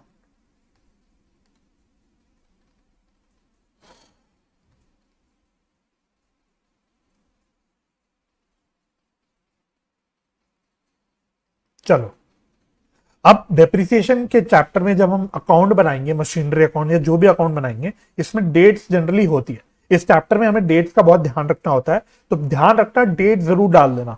ये नहीं कि डेट्स ना डालो आप, हमको डेट्स भी डालनी है, ठीक है। तो सबसे पहले उसने क्या बोला, क्वेश्चन आप अपने पास खोल लेना। तो हमने कौन सी 1 जुलाई को खरीदा मशीनरी, तो हम कहां दिखा देंगे, इधर दिखा देंगे डेबिट साइड पे, 1 जुलाई 2018। तो यहां लिखूंगा टू बैंक, टू बैंक, और कितना आएगा, 14 लाख का परचेज प्राइस है, लेकिन 1 लाख रुपए की इंस्टॉलेशन का खर्चा है, तो टोटल मैंने 15 लाख रुपए का एसेट खरीदा, ठीक है। अब सवाल कह रहा है आपसे कि 31 दिसंबर को आपका अकाउंटिंग ईयर क्लोज होता है, तो हमारा 2018 का ईयर कब क्लोज होगा, 31 दिसंबर 2018 को क्लोज होगा। तो हम लोग क्या करेंगे, 31 दिसंबर को डेप्रिसिएशन निकाल लेंगे, तो बाय डेप्रिसिएशन। अब ये डेप्रिसिएशन कैसे निकालोगे आप, 15 लाख रुपए का कॉस्ट है, क्वेश्चन है 10% आपको बता रखा है, लेकिन कब से कब तक का, पर एनम रेट दे रखा है। देखना एक बार क्वेश्चन में रेट क्या दे रखा है, पर एनम। तो जब भी कोई भी इंटरेस्ट रेट या कोई भी रेट आपको परसेंटेज पर एनम दे दे, तो आपको टाइम बेसिस पे कैलकुलेशन करनी होती है ना। तो पर एनम का मतलब क्या हुआ, हमको टाइम बेसिस पे निकालना पड़ेगा। 1 जुलाई को हमने एसेट खरीदा, 31 दिसंबर को साल खत्म हो रहा है, तो कितने महीने का हमारा डेप्रिसिएशन निकलेगा, 6 महीने का डेप्रिसिएशन निकलेगा, ठीक है। तो ये कितना आ जाएगा, ये मेरे ख्याल से आएगा ये निकाल लेते हैं, 15 लाख का 15 लाख का 5%, तो ये 75,000 है ना, 75,000, ठीक है। तो मोमेंट आपने यहां डेप्रिसिएशन निकाल दिया, आप साथ साथ डेप्रिसिएशन अकाउंट में भी इसको पोस्ट कर दो, तो इसके इधर आ जाएगा 31 दिसंबर 2018 क्रॉस पोस्ट कर रहे हैं, यहां हम लिख देंगे टू मशीनरी अकाउंट 75,000, ठीक है, खत्म। अब आप अपना 2018 का क्लोज कर दो साल, तो 31 दिसंबर 2018 को हमारा क्लोजिंग बैलेंस आ जाएगा बाय बैलेंस सीडी, तो ये कितना बचेगा, 14,25,000। इस साल का हमारा अकाउंट खत्म, टोटल तो वही आ रहा है 15 लाख।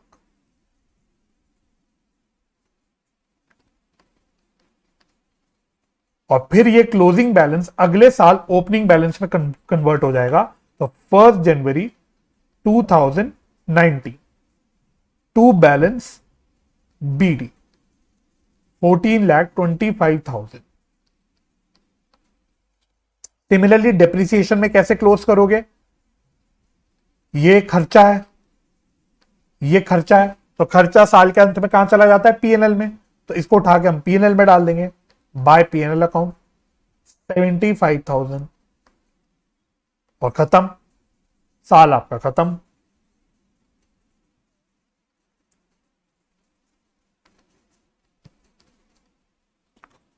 अब नेक्स्ट ईयर का काम करते हैं, नेक्स्ट ईयर में भी सेम चीज होगी, डेप्रिसिएशन निकालेंगे बाय डेप्रिसिएशन, डेट भी डालना है 31 दिसंबर 2019 बाय डेप्रिसिएशन। ये डेप्रिसिएशन कैसे निकलेगा? एसएलएम मेथड है, यानी हर साल सेम डेप्रिसिएशन रहने वाला है, यानी ओरिजिनल कॉस्ट पे हमको डेप्रिसिएशन निकालना है, तो ओरिजिनल कॉस्ट तो 15 लाख ही है इंटू 10%, और यहां तो पूरे साल का डेप्रिसिएशन निकलेगा क्योंकि 1 जनवरी से हमारा एसेट हमारे पास है, तो पूरे साल का डेप्रिसिएशन हम निकाल लेंगे। तो ये कितना आ जाएगा? 15,000, सॉरी 1.5 लाख, 1.5 लाख। साथ साथ इसको हाथ के हाथ यहां पे पोस्ट भी कर देंगे 31 दिसंबर 2019 टू मशीनरी को 1,50,000।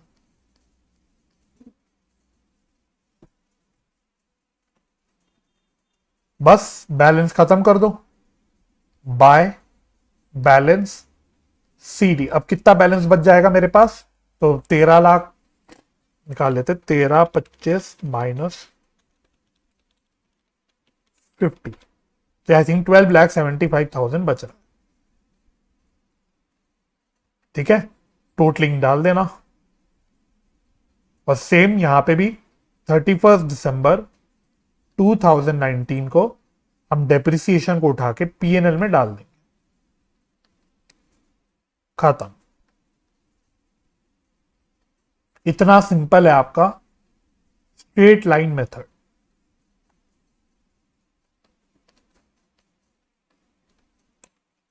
ठीक है, तो ये था आपका illustration number 1 which was based on straight line method. हमको जो नेक्स्ट मेथड कवर करना है वो है रिटर्न डाउन वैल्यू मेथड। इसके अलग अलग नाम होते हैं, इसको रिड्यूसिंग बैलेंस मेथड बोलते हैं, डिमिनिशिंग वैल्यू मेथड भी बोलते हैं, बट मोस्ट कॉमनली इसको हम लोग रिटर्न डाउन वैल्यू मेथड बोलते हैं, और शॉर्ट में इसका नाम हो जाता है WDV method. Straight line method को हम शॉर्ट में SLM मेथड बोलते हैं, और इस मेथड को हम शॉर्ट में WDV मेथड बोलते हैं। ठीक है, तो चलो इसको लिख लेते हैं पहले और फिर समझते हैं। तो फर्स्ट एरो डाल के लिखना है, under this method,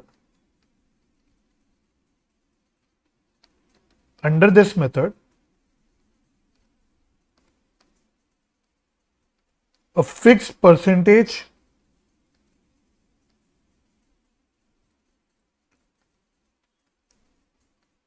of the diminishing oblique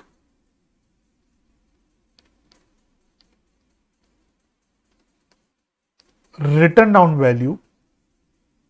अब रिटर्न डाउन वैल्यू को अब हम शॉर्ट में WDV बोलेंगे,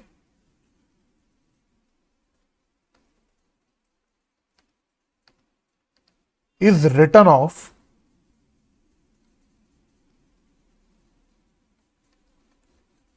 every year so as to reduce the asset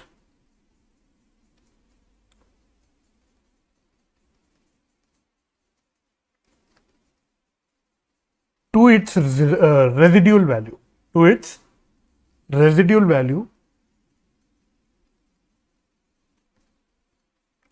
at the end of its useful life. Next arrow, depreciation amount keeps on reducing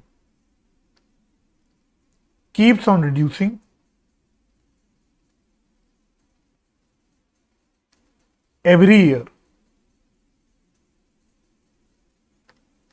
Also, value of asset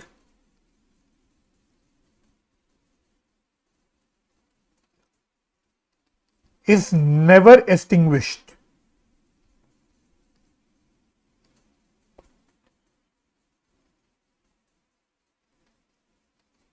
under this method.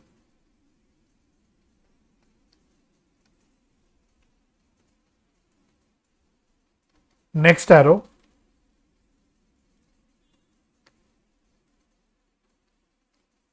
it is based on the assumption It is based on the assumption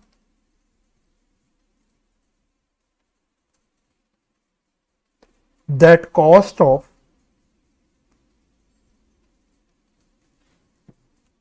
repairs बोलना चाहिए, repairs will increase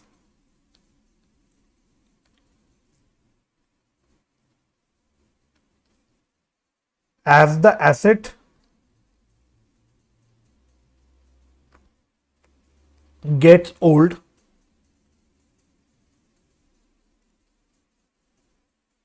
and thus depreciation in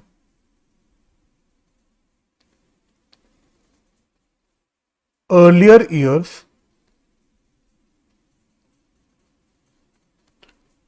should be high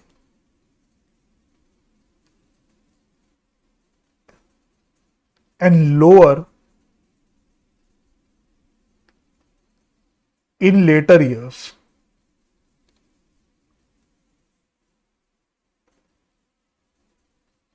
Next arrow, rate of depreciation is equal to 1 minus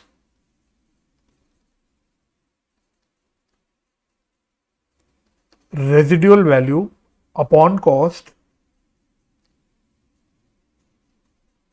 इसकी power 1 upon n into 100,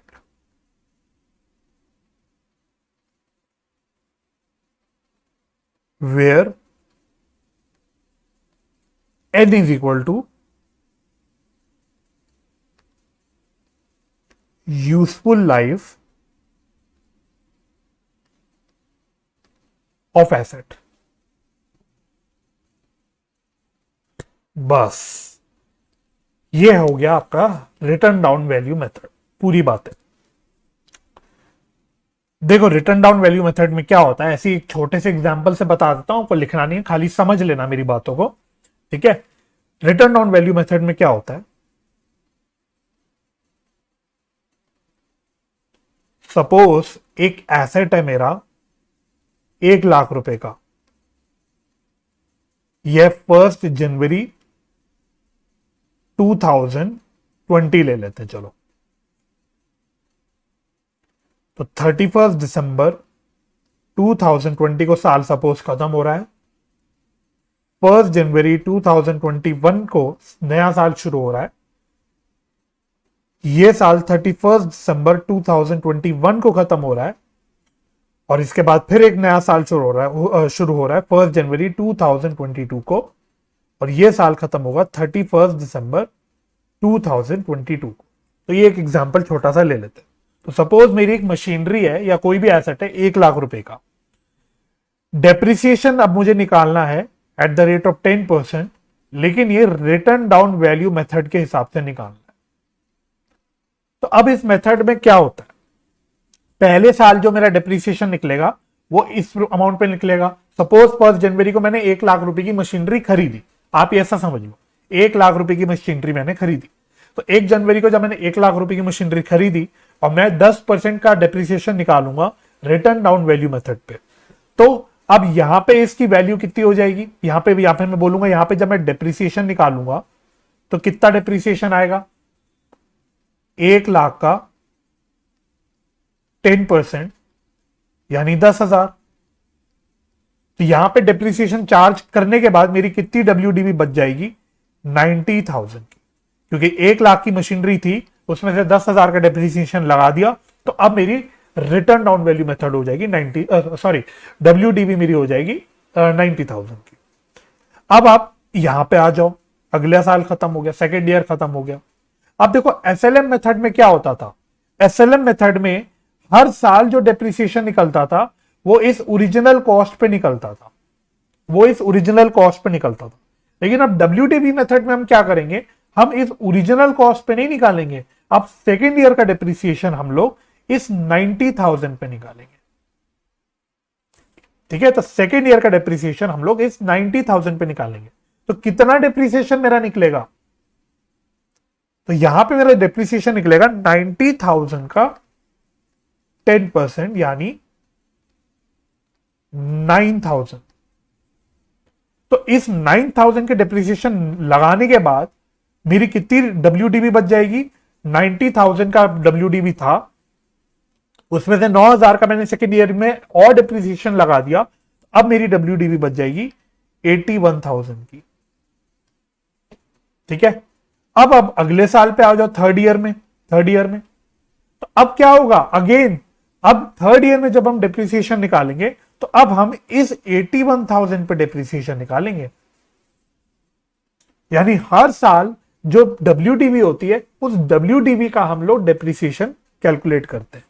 ठीक है, तो यहां पे मेरी कितनी डेप्रिसिएशन आ जाएगी?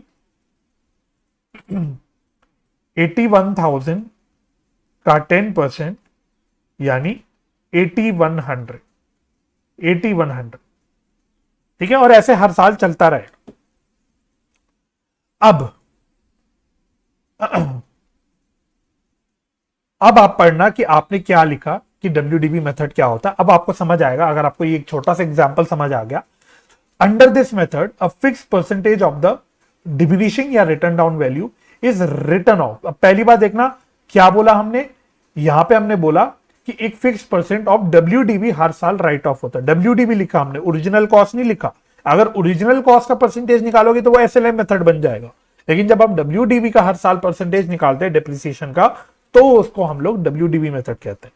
ठीक है, तो it is written off every year so as to reduce the asset to its residual value at the end of useful life. Depreciation amount keeps on reducing every year. Depreciation amount keeps on reducing every year. SLM में हर साल depreciation का amount same रहता था क्योंकि original cost पे हम लोग निकालते थे, लेकिन यहां पे रिड्यूस होता रहता है डेप्रिसिएशन का अमाउंट। कैसे? देखो, अब यहां पे टैली करना। पहले साल कितना डेप्रिसिएशन आया? 10,000 का आया। दूसरे साल कितना आया? 9,000 आया। तीसरे साल कितना आया? 8100 आया। तो देखो हर साल आपका डेप्रिसिएशन का अमाउंट कम होता जाएगा। ये इसकी एक फीचर आप कह सकते हो, WDV मेथड का एक खासियत है। अब ये जो अगला पॉइंट है ये इंपॉर्टेंट है, इसको आप लोग इंपॉर्टेंट मार्क करना, यहां से आपका ट्रू फॉल्स का सवाल बन सकता है। It is based on the assumption that cost of repairs will increase as the asset gets old. Cost of repair will increase as the asset gets old and thus depreciation in earlier years should be high and lower in later years। क्या मतलब हुआ?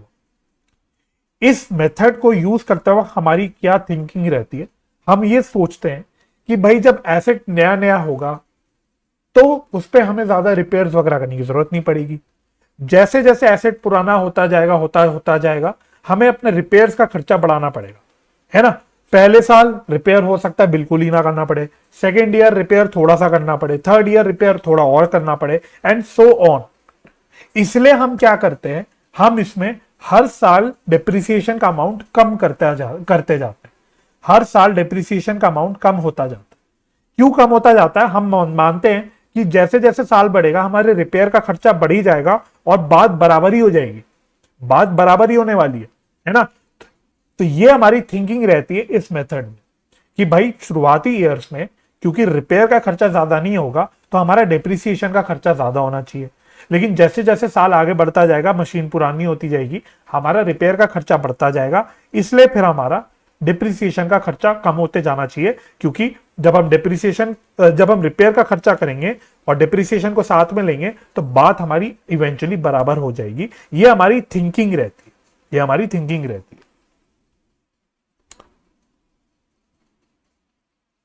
अच्छा, एक point और था, value of asset is never extinguished under this method. एक और खूबसूरती है इस मेथड की कि कभी भी आपकी एसेट की वैल्यू जीरो नहीं आएगी इसमें।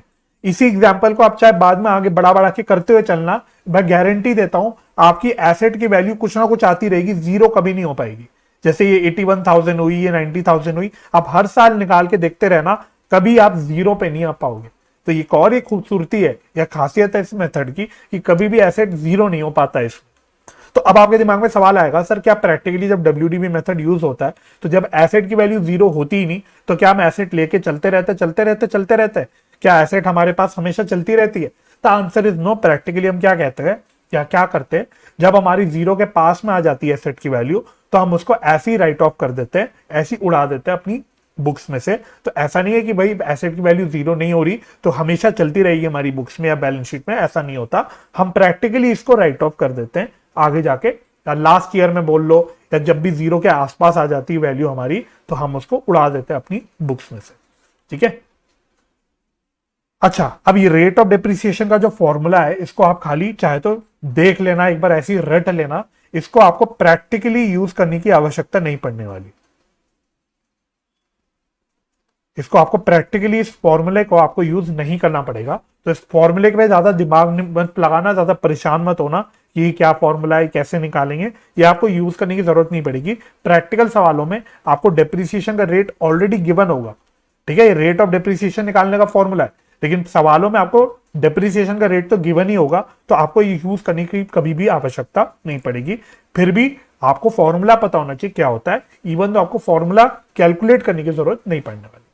ठीक है, तो ये आपका रिटर्न डाउन वैल्यू मेथड। चलिए, अब हम लोग एक इलस्ट्रेशन कर लेते हैं, इलस्ट्रेशन नंबर 2, जो कि आपका WDB मेथड के ऊपर है, और फिर अपने लेक्चर को क्लोज कर देंगे। ठीक है, तो इलस्ट्रेशन नंबर 2, पेज नंबर बता देता हूं, 5.10। 5.10 तो क्या कहता है इलस्ट्रेशन, जैन ब्रदर्स, मतलब सेम है, देखो इलस्ट्रेशन बन जैसा ही, ये बिल्कुल वही कॉपी पेस्ट है, सिर्फ इसमें क्या करना है, हमें WDB मेथड यूज करना है। ठीक है, तो फटाफट से जल्दी जल्दी रीड कर लेता हूं। Jain brothers acquired a machine on 1 July 2018 at a cost of 14 lakh and spend ₹1 lakh on it's installation. The firm writes off depreciation at the rate of 10% per every year. The books are closed on 31st December every year. Show machinery account और बोला है on diminishing balance method. ठीक है, for the year 18 और 19। ठीक है, चलो तो एक काम करता हूं, इसको यहीं से दिखा देता हूं, आप इसको अपने पास होमवर्क में कर लेना, यहीं से देख लेते हैं, क्योंकि बिल्कुल वही है इलस्ट्रेशन, सेम क्वेश्चन है, दोबारा पूरा करने का कोई मतलब नहीं। अच्छा, इस क्वेश्चन में तो उसने सिर्फ मशीनरी अकाउंट ही मांगा है, इस क्वेश्चन में तो उसने मशीनरी अकाउंट ही मांगा है, तो बात ही खत्म। तो देखो 1 जुलाई को हमने टोटल 15 लाख रुपए की मशीनरी खरीदी, टोटल 15 लाख रुपए की हमने मशीनरी खरीदी सेम। ठीक है, और पहले साल खत्म हो गया दिसंबर 31 2018 को, तो हम डिप्रिसिएशन निकालेंगे 15 लाख रुपए पे, 15 लाख रुपए में निकलेगा, क्योंकि अभी तो नहीं खरीदी गई है ना, ये तो अभी नई नई परचेस है, तो 15 लाख रुपए पे हम लोग डिप्रिसिएशन निकालेंगे 10% पे, वही 6 महीने के लिए, तो आपका सेम आ जाएगा 75,000, और WDB आपकी बच जाएगी 14,25,000 की। अब देखो नेक्स्ट ईयर हमारा ओपनिंग WDB है 14,25,000, तो अब जो डेप्रिसिएशन हम निकालेंगे 10% का, वो कितने पे निकालेंगे, 14,25,000 पे निकालेंगे। यहां पे SLM मेथड में हमने क्या किया था, हमने 15 लाख का ही निकाला था, और हर साल हम 15 लाख का ही निकालते गए थे। लेकिन यहां पे अब हम लोग WDB मेथड में जो WDB होगी उसका हम लोग जो है डिप्रिसिएशन उस पर कैलकुलेट करेंगे। तो यहाँ पे 14,25,000 पे आपका डिप्रिसिएशन कैलकुलेट होगा, तो आपका आ जाएगा 1,42,500 और बच जाएगा बैलेंस 12,82,500। ठीक है, तो ये आपने उसने मांगा तो 2019 तक था, लेकिन अगर 2020 को मैं आपको पूछूंगा डिप्रिसिएशन कितनी निकलेगी, तो 2020 पे हम लोग अब डिप्रिसिएशन इस 12,82,500 पे निकालेंगे, है ना। तो अगले साल का जो डिप्रिसिएशन निकलेगा वो 12,82,500 का 10% निकलेगा, एंड सो ऑन। ठीक है, तो यही होता है आपका WDB मेथड। ठीक है, तो एक बार इसको आप कर लेना, चाहे तो इसमें भी आप डिप्रिसिएशन अकाउंट भी बना सकते हो, बिल्कुल वैसे ही जैसे पिछले क्वेश्चन में बना था, और आपका काम खत्म हो जाएगा। ठीक है, तो आज के लेक्चर में हमने सबसे पहले समझा डिप्रिसिएशन क्या होता है, क्यों निकाला जाता है। सबसे इंपॉर्टेंट हमने फैक्टर्स समझे कि क्या क्या फैक्टर्स होते हैं, उसमें हमने समझा कॉस्ट क्या होती है, एस्टिमेटेड यूजफुल लाइफ क्या होता है, एस्टिमेटेड स्क्रैप वैल्यू क्या होता है, और उसके बाद हमने अकाउंटिंग ट्रीटमेंट समझी कि डिप्रिसिएशन की हम किस प्रकार से अकाउंटिंग ट्रीटमेंट करते हैं। उसमें 2 ऑल्टरनेटिव फॉलो करते हैं, या तो हम लोग एसेट को ओरिजिनल कॉस्ट में मेंटेन करते हैं, या फिर एट WDB मेंटेन करते हैं। जब हम एसेट को एट ओरिजिनल कॉस्ट मेंटेन करते हैं, तो उस केस में हम एक अलग अकाउंट मेंटेन करते हैं, जिसको हम बोलते हैं या तो प्रोविजन फॉर डिप्रिसिएशन, या उसका दूसरा नाम हो जाता है एक्यूमुलेटेड डिप्रिसिएशन। इसके अलावा हमने डिप्रिसिएशन के मेथड्स कवर करने शुरू करे, जिसमें हमने सबसे इंपॉर्टेंट मेथड जो होते हैं, जो मोस्ट कॉमनली आपके एग्जाम में आते भी है और यूज भी होते हैं, SLM method and WDB method. अब अभी आपके और भी मेथड्स कवर करने बच रहे हैं छोटे छोटे डेप्रिसिएशन के, तो नेक्स्ट लेक्चर में हम बैलेंस मेथड्स को कवर करेंगे और फिर अपने आगे के कॉन्सेप्ट्स कवर करना शुरू कर देंगे। तो मैं उम्मीद करता हूं ये लेक्चर आपको यूजफुल लगा होगा, हेल्पफुल लगा होगा। अगर हेल्पफुल लगा तो मैं अप्रिशिएट करूंगा, आप मेरे को सपोर्ट करें, इसको लाइक और शेयर जरूर कर दीजिएगा, चैनल सब्सक्राइब कर दीजिएगा, फ्यूचर लेक्चर की नोटिफिकेशन पाने के लिए आप बेल आइकन प्रेस कर दीजिएगा। तो अपना समय देने के लिए बहुत बहुत धन्यवाद। अपना ख्याल रखिए, परिवार का ख्याल रखिए, हंसी खुशी रहिए, एक दूसरे की मदद करते रहिए और पॉजिटिव माइंडसेट से पढ़ाई करते रहिए। हम मिलेंगे नेक्स्ट लेक्चर में, तब तक के लिए bye bye and take care.